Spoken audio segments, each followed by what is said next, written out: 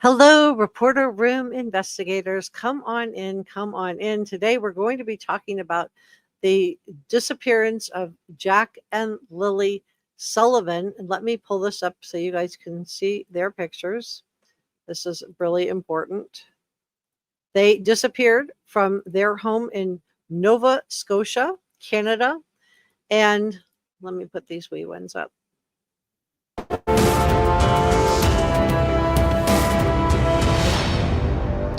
This is Reporter Room with Jessica Della Davies. Okay, if you haven't subscribed to Reporter Room, please do like, share, leave a comment, and know that everything I'm sharing with you is my opinion. Today, we're going to be talking about Jack and Lilly Sullivan, and we're also going to be talking about the mysterious disappearance of Summer Wells. I have an important update for you on the disappearance of Summer Wells. I know a lot of you guys have followed that case. My name is Jessica Della Davies. I'm an investigative journalist, and my job is to investigate crimes, crime scenes, and potential suspects, and share with you how to do the same thing. If you have not subscribed to Reporter Room, please do. It's free and it helps me out a lot.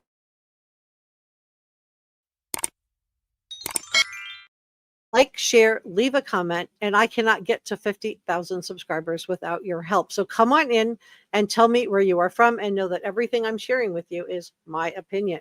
So today, we're going to be talking about this mysterious disappearance. You can see Jack and Lilly are up here next to me, and their disappearance has captured the world's attention. Now, they disappeared from their Nova Scotia home, where they were reported missing on May 2nd by their stepfather, Daniel Martell, and their biological mother, Malehya. Now, Lilly is described as having, I want to go through this really quick, shoulder length, light brown hair with bangs. She might be wearing a pink sweater, pink pants, and pink boots. Jack has short blonde hair and was wearing blue dinosaur boots and is believed to be in pull-ups. Now, June 2nd marked the 1-year anniversary since the disappearance of 6-year-old Lilly and 4-year-old Jack Sullivan. Now, the Royal Canadian Mounted Police in Nova Scotia immediately launched a missing person investigation, and in the days that followed, numerous searches of the area were carried out using helicopters, drones, and volunteer searchers. Sadly, Lilly and Jack have still not been found. Now, the Royal Canadian Mounted Police have previously shared that the siblings were believed to have wandered away, and they noted that there was no evidence of abduction, so they did not put out an Amber Alert. And a lot of people are questioning whether or not law enforcement should have put out an Amber Alert sooner or even at all. And we're going to talk about Daniel Martell. So Daniel Martell is the stepfather of missing Nova Scotia children, Jack and Lilly. And he said during the prayer vigil that was organized in a really good Facebook group, was organized by the organizers. He said that that Malehya's grief was worsening due to online speculation about this case. Some people have felt like this was like a form of emotional manipulation, whereas other people feel like it's fair. The we know that with law enforcement that they've had over 350 tips as of late May, and law enforcement has still not come up, at least they haven't told us, about any concrete leads of what happened with Jack and Lilly. Now, the lack of evidence has led to many people on social media to come up with conspiracy theories about how Lilly and Jack disappeared, and the stepfather is saying that it is making the situation worse. So let's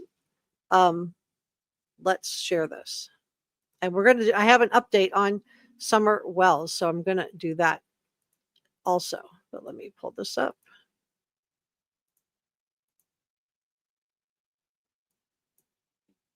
Came together for a vigil to try a new tack, hope and prayer. CTV's Hafsa Arif has the story.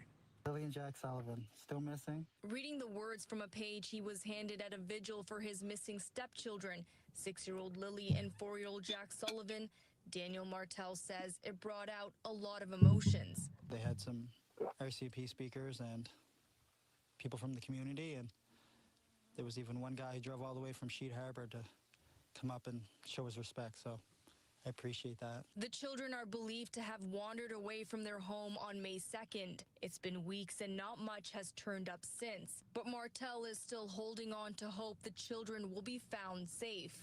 it doesn't. And so I was able to get a better look at his teeth. Early on, I said I was concerned about some type of medication. There are some that do destroy your teeth, and you can see there is some damage to his teeth, but I don't know if it would be really consistent with what I was thinking that it was. Let me know if you have a different opinion. Get any easier. I mean, 1 month has passed. At the vigil, Martell didn't know what to expect, but people came. Strangers stood silent, held candles, and left messages. And there's been a lot of criticism because the person who didn't come to this vigil is Malehya. Malehya did not come. And a lot of people have been really upset by that. And I'm going to give you a Summer Wells update in just a moment. So please stay with me. What else can you do? It's a way they can show their emotion and as best they can, and that we haven't forgotten. The children's mother didn't attend the vigil. Martell says the grief has been overwhelming and online speculation hasn't helped, especially for their daughter that still lives with her. Put your focus outward around Malehya and toward the kids. Don't attack Malehya, because her mental health is, it's going to be reflected on her daughter. So I don't want anyone attacking Malehya anymore. The county's warden says he understands. So a lot of people are, have a red flag that Malehya didn't go to the prayer vigil. Maybe she just didn't feel like, maybe they're doing their own prayer vigils, or she's lighting candles in her own way. I don't really know. The vigil may seem premature to some, but it's a sign of how deeply the community cares. I always thought that perhaps it was a little early, and perhaps it would show that we were sort of accepting the inevitable, and maybe we have to. But I think there was still hope here. I don't think they were giving up. The RCMP is still investigating this as a missing persons case and is encouraging anyone with information to reach out. Hafsa, RFCTV News, Stellarton. So there have, been some questions about the stepfather. But it's a sign of how deeply the community cares. I don't know. It doesn't get any easier. That there was some people feel like, this was like emotional blackmail on his part. I don't know. I think he may just genuinely be concerned about Malehya and the fact that she's taking care of their daughter Meadow. He could be trying to get back in Malehya's good graces, because we know that Malehya, when she was being given a briefing, left the briefing abruptly, went and sat in the back of an ambulance, and then left with Meadow. And there's been a lot of speculation as to what actually happened. Now, Daniel has said that he did not have anything to do with the disappearance of Lilly and Jack. He was adamant in his answer. He said, quote, "I 100% did not, and will hold that to my last day on the planet." Now, he also told the Canadian press that he had voluntarily attended a 4-hour interview with major crime investigators from the Royal Canadian Mounted Police, and that he did, quote, "very well on the lie detector test." So in my opinion, it does sound like he is cooperating with authorities. He said, "I've seen good things from people. Also, a lot of people willing to help get Jack and Lily's photographs and names out into the public by posting them on their Facebook pages and other social media platforms. There's been a lot of people praying for Jack and Lily, and we have organizers who run a Facebook group. And this is a really nice Facebook group. Watch them working on this. They worked really hard. They volunteered their time for people who go after online social media sleuths. These women put together this whole vigil for Jack and Lily out of the goodness of their heart. It was a lovely and kind thing for them to do. So let's talk about the vigil, and then we're going to talk about the search, and we're going to talk about the investigation, and then I'm going to, and how you can help it. I'm going to do a Summer Wells update right after that. So the vigil had around 50 people that attended the candlelight vigil. It was held in Stellarton, a town in Pictou County, and a video of the solemn event was posted on Facebook. It shows Daniel lighting 2 paper lanterns and letting them float off into the sky. Malehya notably did not attend, and Daniel and the others lit the 2 paper lanterns and released them and said a prayer for Lily and Jack. Now, one of the organizers, her name is Brenda McPhee, said, "Let the truth be revealed. Let justice prevail, and let every child be returned safely to the earth, and never stop loving them." Now, the Pictou County Warden, Robert Park, said he understands a vigil may seem premature to some, but he feels like it shows how deeply the community cares about Lily and Jack. So let's talk about the search and where we are with that. Despite a methodical search over the first last day of May and the first day of June, searchers still have not uncovered anything significant in the investigation. This is according to Corporal Guillaume Tremblay told the National Post. He said, quote, any further future searches will be determined on the course of the investigation, and the Royal Canadian Mounted Police officers from various teams are fully engaged in finding out what happened to Lilly and Jack, and we're using all the tools and resources to determine the circumstances of their disappearance. Now, on May 31st, a search and rescue team on the ground combed through an area around Garlick Road in Lansdowne Station, where the young people, these two little ones, Lilly and Jack, disappeared from. They also searched through nearby Pipeline Trail, where they found a boot print prior to doing this search. And the search continued on June 1st in a similar location near the home that Malehya and Daniel lived with Lilly and Jack. Searchers once again looked at the area where the boot print had been found and conducted a grid search of 8.5 square kilometers. So the search and rescue volunteers deserve to be commended. More than 10,000 hours of their time has been donated looking for Lilly and Jack in very challenging conditions, and the search has involved hundreds of people, drones, divers, and helicopters, and it was scaled back 5 days later. Additional searches took place on May 8th, 9th, 17th, 18th, 31st, and June 1st. Those are the most recent ones. Now, let's talk about the investigation. The Royal Canadian Mounted Police Major Crimes Unit, and we're going to talk about Summer Wells next, continues their investigation into the mysterious disappearance of Lilly and Jack Sullivan. Authorities say that they have collected hours of video from the area and are following up on more than 350 plus tips from the public, and they have interviewed more than 50 people. And in this town has around 110, 115 people in the entire town. So the fact that they've interviewed 50 people is a lot.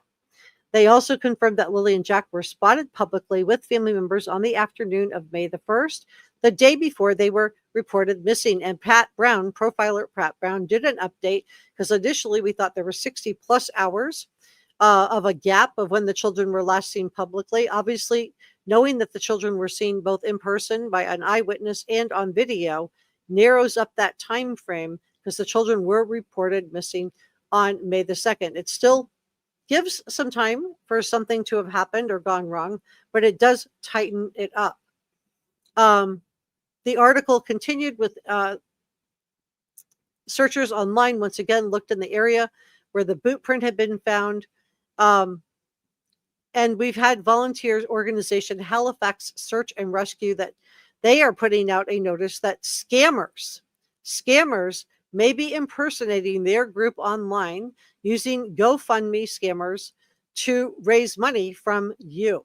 And the Fate campaign has a goal of reaching $100,000 to buy a drone to help with the search for Lilly and Jack, except they're not searchers and they're not associated with this group. Now, Halifax Search and Rescue Director Paul Service said his group doesn't normally request donations through a GoFundMe and doesn't base its campaigns on particular searches. So just be on the lookout for that. So how can you help? Well, anyone with information about Lilly and Jack Sullivan who has video footage to share with police, they are asking for footage from April the 28th through the day they were reported missing on May 2nd. They are asking it to be shared with the Northeast Nova Royal Canadian Mounted Police Major Crime Unit at 902-896-5060. That's 902-896-5060. To remain anonymous, contact Nova Scotia Crime Stoppers toll free at 1-800-222-TIPS. That's 1-800-222-8477. So we're going to talk about Summer Wells for just a moment. I know a lot of you guys care deeply about Summer. And this is a case I covered extensively. A lot of people have compared what happened to Summer Wells with what happened to Lilly and Jack. Summer did not disappear from a mobile home, but her parents were not wealthy. They did also, just like in the Lilly and Jack case, Grandis, who was, we call her Grandis, that's not her real name, Candace Bly, who is the grandmother to Summer Wells, lived on a trailer in a mobile home on the property, just like Daniel's parents reportedly lived on the property where Malehya, Lilly, Jack, and Meadow all lived with Daniel Martell. And so I just want to share the updates on Summer. So this is a private investigator that I am familiar with, and I will show you pictures of Summer Wells' house that Dr. Phil didn't show you. But this is of just how she was living, and you can see why there's some comparisons to how Jack and Lilly were living. I haven't seen the inside of their home. But this is from Jason Jensen. Now, Jason, if you don't remember him, he is a private investigator who worked the Kylie Schulte Crystal. He worked the Kylie Crystal case. Now, they are two young women that disappeared and were ultimately found in their campground in the Moab area. And they came to our attention because Kylan worked at the Moonflower, and Crystal Turner was her partner. So this is from Jason Jensen. He said, in fact, my understanding is that Kylan and Crystal were both married. He said he submitted the TBI tip. Now we wait. So what is he talking about? So can you guys hear me okay? Just a quick yes or no. Yeah, I'm gonna show you Summer Wells' bedroom in just a second. I want to show you just why this case set off so many alarms. But he said, this is Jason Jensen, and he has been somebody that I have had a lot of faith in. He showed himself to be have a lot of integrity. He didn't sensationalize anything in the disappearance of Kylan and Crystal, and they were ultimately found by a online social media sleuth named Cindy Sue Hunter. And she is the one who found the campsite, and she found one of the women, called law enforcement, and they found the other one. And that's how Crystal and Kylan were both found. So this is the PI that was investigating their case. And he said that he literally just received a tip from someone, an anonymous caller from Rogersville, Tennessee. He didn't trust this information with anybody else. He said, "Thank you, sir, for your trust in me and for the tip on Summer Wells. Stay tuned."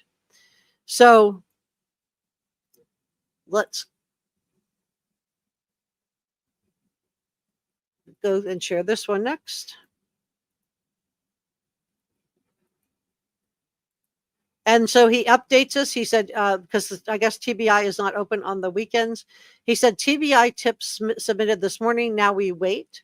He gave a Summer Wells update. Some have wondered about me notifying TBI of the tip I received yesterday. Rest assured, I intend to contact TBI tomorrow when they open up. I received the tip over the weekend.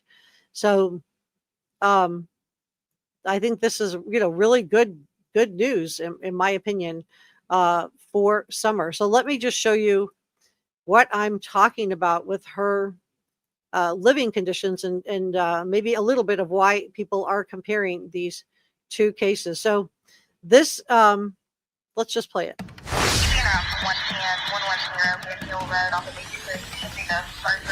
That was Summer. Let me just show you. That is Summer. She disappeared in June of 2021 from inside her Rogersville, Tennessee home, and no sign of her. 110 Vigil Road off of Beach Creek. You can see the first residence on your right. Reference to a missing 4-year-old. The parents have called in and advised that the mother had went for a walk. She came home. Now they can't find her. They've been yelling for her. She's been gone for about 10 minutes now.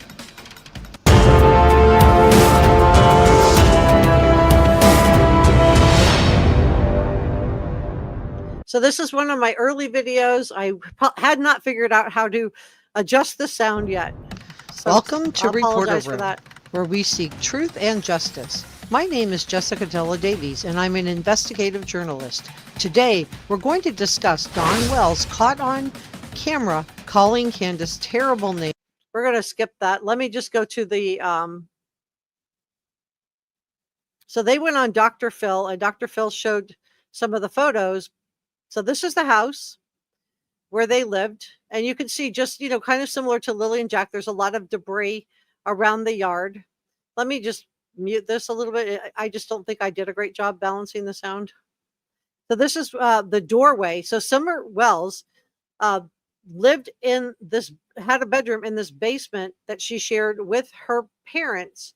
And she supposedly disappeared by going out this door, or someone came in and got her from this door. But this house sits in the rural area in Tennessee, and it is had lots of dogs on the property. And you can see over here, you can see Grandis's mobile home, which is why a lot of people have seen similarities to what happened to Summer with Candace Bly and Don Wells, and what happened with Summer Wells. But this is, you can see the debris on the property, and you can see one of the dogs here, but you can see there's lots of, lots of clutter. And then we get to the house, and this is the mattress that was Summer's mattress. When I saw Summer's room, I will just tell you, I cried. But I just want to show you some of the footage that Dr. Phil's show did not show you. Candace would not let the film crew downstairs, and this is why.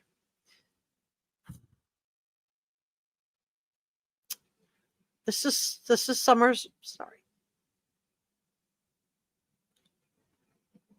This is Summer's bedroom. This child lived on a mattress in the corner of this room without a ceiling.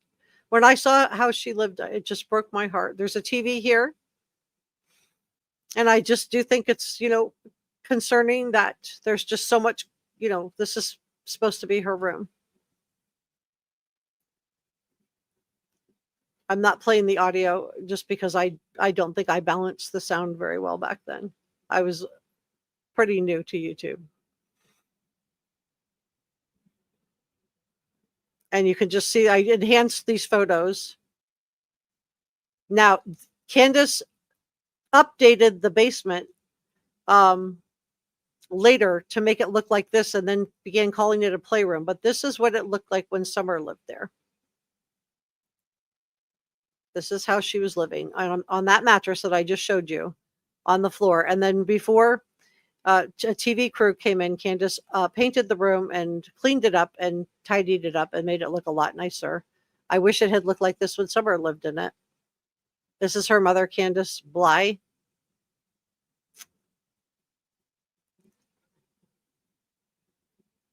And they did not get on camera.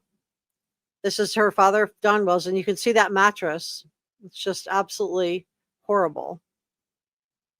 That was Summer's mattress.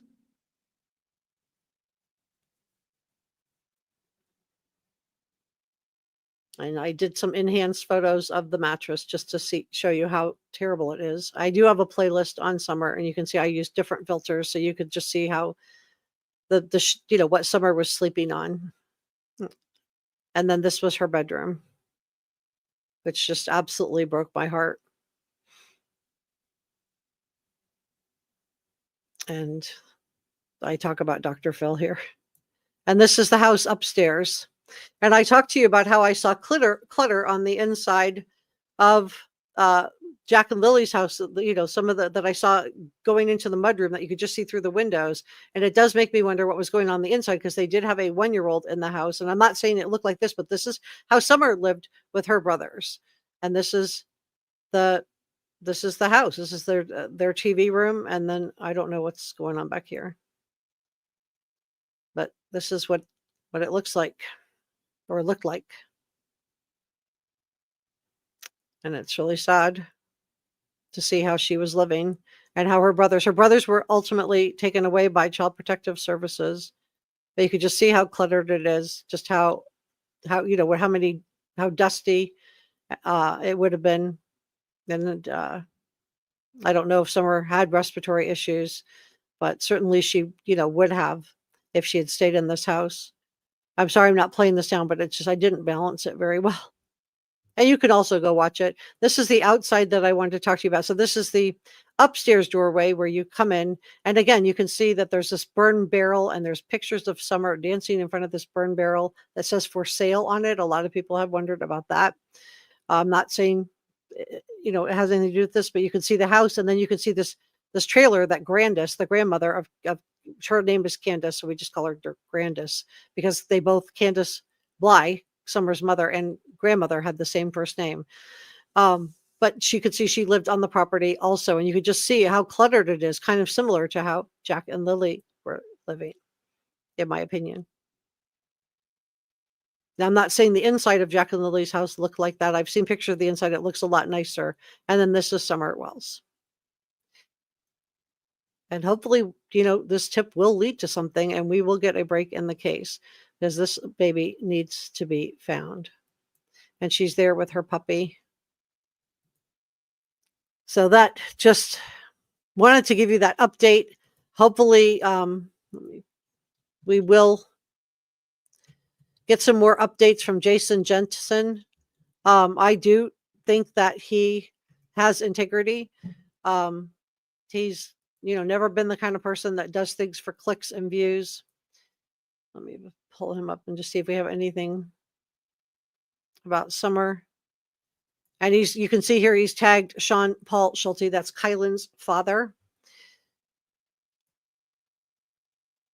And that I do have given you guys the latest information, which is that the TBI that he did report it to the TBI. And then this is Summer. Let me just show you this. This is Summer. There's just 3 different photos. Obviously, she would look a little bit older here, but you can see there was a lot of concern about Summer Wells because her head had been shaved. And a lot of people felt like, that was maybe a form of shaming. I felt like that too. And then he said that because of a sudden involvement in the Summer Wells case, I've decided to expedite my pursuit of a PA agency and PA license in the Tennessee area. He's wondering if it's a burglary turned into an abduction. And that's why I wanted to show you the inside of the house where Summer lived, because people would say, well, why would they have burgled this house? But these, parents did allegedly use medications. I'm watching my words here. And so it could be that somebody, in their periphery, I'm not saying the parents did anything. A lot of people do feel like the parents did do something with Summer, but, a lot of people in their periphery feel like a lot of people in the periphery wouldn't have been good people, right? They wouldn't have been wholesome, good people that were hanging around the property and hanging around Summer. So a lot of people think that maybe that burn barrel with the for sale sign is significant. And that, again, that's her mattress. It's just awful. And then while other people feel like, let me just show Summer. There she is. And other people, feel like the parents are innocent. They didn't do anything. They've never been charged with anything to do with the disappearance of Summer. I do want to say that. Lori thinks it may be, and I wondered that too. But then the oldest, I don't know why you can get rid of lice without shaving a little girl's hair completely bald. And they had CPS. So yes, this is really significant what Enjaz is sharing. Thank you so much, Enjaz and Brother Mike, for modding today. So a lot of people feel like what happened with Summer, that the head shaving could have been related to lice. The parents said that it was because she wanted her hair like that. I don't know if that's true. Let me see if I can show you a picture of what she looked like, of just how shaved the hair was.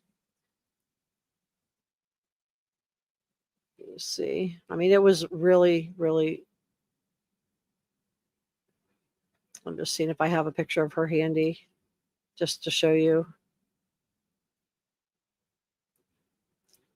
This is the last photo of Summer, and you can see how short her hair is. And this is after her hair had grown in. It was more bald than this, but this is the last photo of Summer, and a lot of people have had a lot of speculation as to this photo as well, of what was really happening at that point. She did look really gaunt and thin, in my opinion. I do want to share this image of her, because this is an age progressed image, because obviously she disappeared in 2021. It's now 2025. It's almost the 4-year anniversary of her disappearance, and they believe this is what she would look like today. But this is what she looked like closer to the time of her disappearance. Chrisanne says that, why would a beautiful little girl want her head shaved? Not buying it. This is how a lot of people felt at the time, Chrisanne. A lot of people just didn't feel like Summer would not have wanted her head shaved completely bald. And she was literally bald. There's shorter haired pictures of she literally is bald, which is why a lot of people speculated that maybe, maybe it was a punishment. Maybe she did just want her head shaved. I don't know. But I just do think it's really, really sad.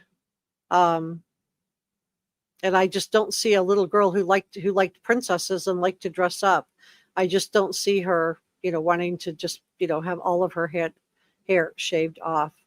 Where's Fine Summer? And Sebastian says 7 kids, and Candace Bly has 0 of them today. Yeah. Whatever you want to say about what both the 3 boys that were in the custody of Dawn and Candace were moved from the house with Summer. They were removed from the custody of Dawn and Candace, and they have never gotten them back.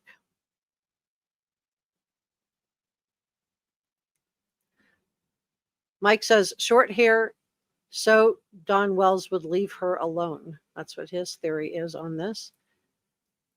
Madell said, I just watched the 3 Decker sisters earlier. This is too much. Yeah, that's really sad too. Queen says, hey, Angelos, thank you so much for your kind greeting every time. Much appreciated. Yes, thank you for our awesome mods. We have really good mods. And Njaz and Brother Mike are, I don't know who else is modding today. Come down and drop me a comment if you're modding today so I can just see where you are. Orange Witch said, Tennessee really seems horrible for the kids.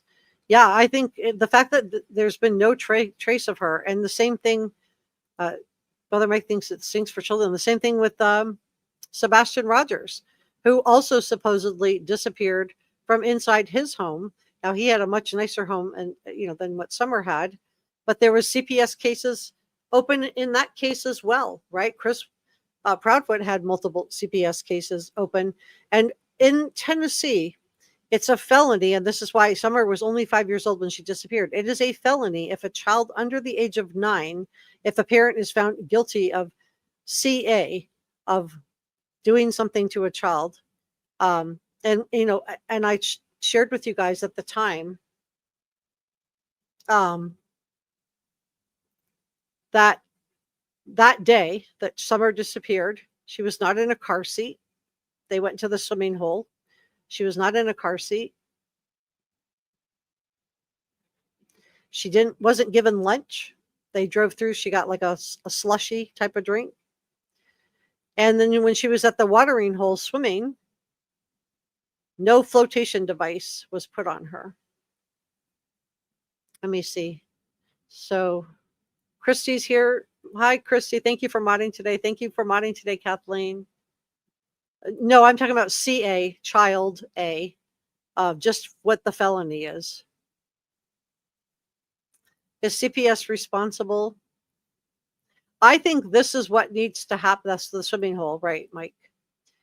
And then where Summer says, Dawn has 2 older kids. Candace has 3 other kids before. Any of these 4 kids in Tennessee, all were taken away by 3 different states, Wisconsin, Arkansas, and Tennessee. They had 9 kids between the 2 of them. So, yeah, don't do the caps in the chat. It'll get my video flagged. And I want to thank Edjas for gifting a reporter room membership. let me, I do want to say thank you to our producers. We're not done, but I just do want to say thank you to Enja, Sasha, Angel, George, Brown, Pepper, and Christy Valentine. And thank you to our channel members. If you would like me to do anniversary special for the Summer Wells case, please drop me a comment in the comment section below, and give this video a thumbs up and subscribe so I know, okay, well, we would like to do an anniversary edition of Summer's disappearance. Her birthday is in February, so that's already passed, but it would definitely be, I did stop covering this case because I do cover it as far as like posting about her on Facebook. I've continued to do that, and continued to post information about her disappearance. And also on Twitter, but I have not been doing it on YouTube because it just came down to the fact that I was simply covering drama. I wasn't covering, this is super thanks and coffee gratitude and gifted channel membership from the last live stream. I was just got to a point where I was just covering the drama of the parents and what the parents were doing next, kind of where we sort of started devolving with the Sebastian Rogers, where it became more about the parents and less about finding Sebastian. And when it kind of devolved into that point with Summer, I decided that I would report updates on Summer, which I am doing when I saw Jason post this. And I know he's a good PI. He's done credible work in the Kylan Schulte, Crystal Turner case. I did want to bring that to you. I do want to find Summer, and I also do want to find Jack and Lilly. And let me, there, Jack and Lilly. And, you know, I do want to find out what happened to them also. So for tips on Jack and Lilly, you want to call the Nova Scotia Crime Stoppers toll free at 1-800-222-TIPS. That's 8477, 1-800-222-8477. For Summer,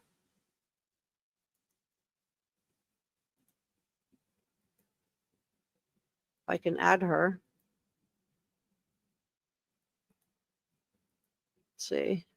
For Summer, you want to call 1-800-TBI-FIND. That's 1-800-TBI-FIND on what happened to Summer Wells. Let me see where we are. Oop. Too many rabbit holes. Yeah, exactly. And I went down like everything I could possibly go through to try to find Summer. And what I didn't want to do was just evolve into just covering the drama that was going on. The Jewel says, why children in a home that shows total neglect, CPS needs to be answerable. Yes, and this is my feeling about this also, Jewel, which is that I think that when these cases come up and a child just disappears, instead of the cases to CPS closing, because then it works, right? If they just are disappeared. And I'm not saying that Summer's parents did anything to her, but you know, when she disappeared, the CPS case into Donna Candace, they've never been charged even with neglect. And you look at that house and how she was living. Per Anderson says yes. So yeah, I do think that, you know, instead of closing the investigation, I think CPS needs to go harder, not just close it when the child disappears. And that's what's happened in the past. The child disappears and then it closes. I don't know how it works in Canada. If you guys know, let me know.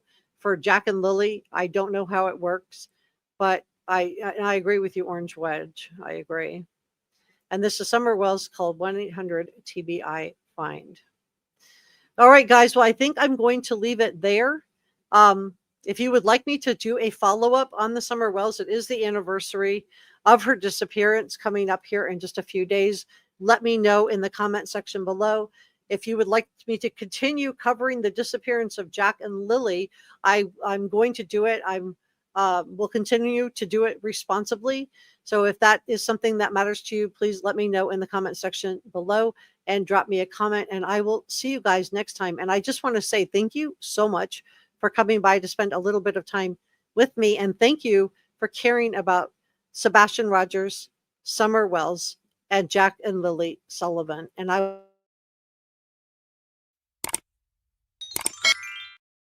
thanks for watching. Bye.